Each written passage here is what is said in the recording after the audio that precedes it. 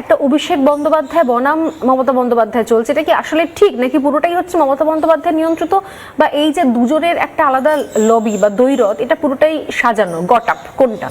দেখো সোনালী, সেদিনও হয়তো আমি বেঁচে থাকবো, অবশ্যই বেঁচে থাকবো। আমি ওই দিনটার জন্য অপেক্ষায় আছি, যেদিন মমতা বন্দ্যোপাধ্যায় অভিষেক বন্দ্যোপাধ্যায়ের হাতে মার খাবে।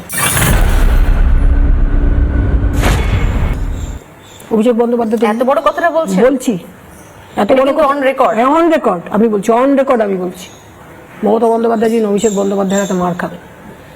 এটা কেন মনে হচ্ছে? অভিষেক বন্দ্যোপাধ্যায় তো মুকুল রায় কয়েকদিন আগে মারা গেছে। মুকুল রায় তো আজকে মানে এই কয়েকদিন আগে মুকুল রায় মারা যান। মুকুল রায় সেদিনই মারা গেছিলেন যেদিন অভিষেক বন্দ্যোপাধ্যায় মুকুল রায়কে থাপ্পড় মেরেছিল। মুকুল রায়কে থাপ্পড় মেরেছিলেন অভিষেক বন্দ্যোপাধ্যায় 21শে জুলাইয়ের মঞ্চ থেকে মুকুল রায় যখন নাচছিলেন, যার কথাতে মেরেছিলেন তার নাম রতন মুখার্জি।